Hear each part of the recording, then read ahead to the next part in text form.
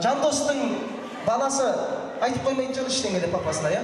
Қазір бір кішігірім ойын болсын, құрметті ағайындар. Той болғаннан кейін ойынмен қызықты болады. Бауке, артқа қарамаймыз. Қазір кімнің әйелі, енді күйеулеріңізге сіздер ешқандай ұялмай, құрметті ағайындар. Той ғой бұл. Иә? Ешкім Инстаграмға түсірмейміз. Ертең ұят болып жүрмесін. Просто қазір сіздер жаным деп айтасыздар.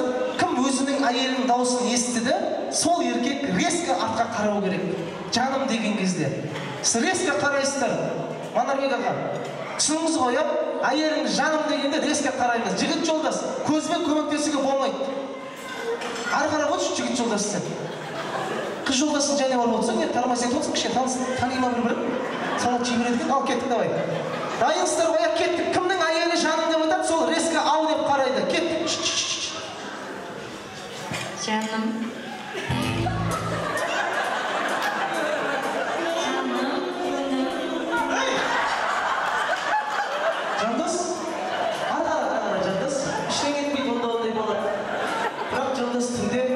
Соғыс болады, біліп тұрсың ғой, иә?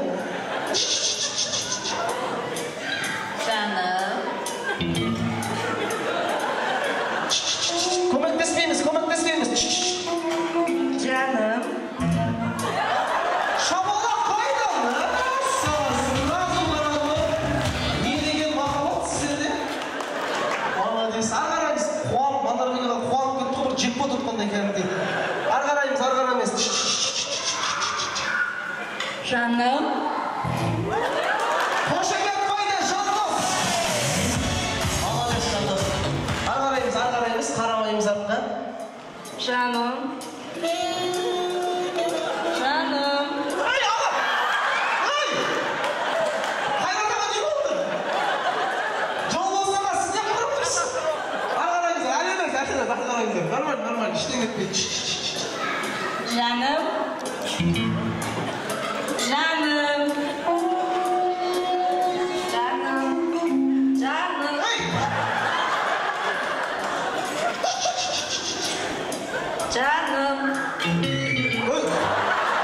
Жол болсаға сізге не болды өзі?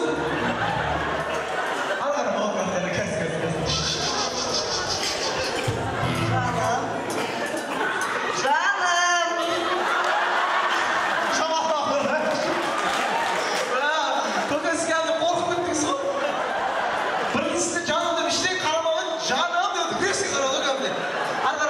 нормально, пока нормально.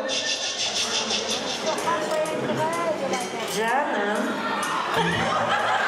Макс, вообще, что нас